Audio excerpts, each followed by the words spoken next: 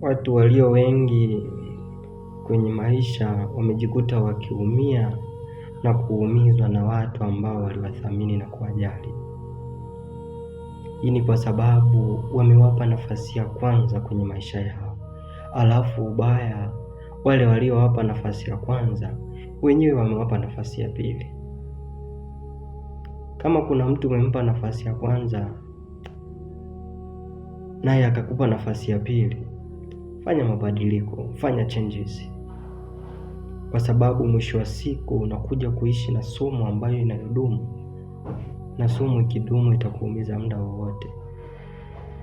Yaani mtu kama umempa nafasi ya kwanza alafu kakupa nafasi ya pili, hebu achana naye. Sema yupo mtu mmoja ambaye unaweza ukampa nafasi ya kwanza naye akakupa nafasi ya kwanza, alafu ukaishi katika kilele cha furaha ambayo utakuja kuumia daima. Si mwingine, ni Mungu aliye juu. Mungu ndiye wa kumpa nafasi ya kwanza, alafu wengine wape nafasi ya pili. Lakini usijempa mtu nafasi ya kwanza afu yeye akakupa nafasi ya pili, utakuja kuumia na mwisho wa siku utakuja kujilaumu. Hebu leo fanya mabadiliko, fanya changes.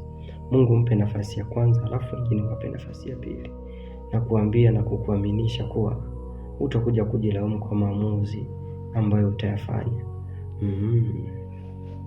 Kumbusha tu.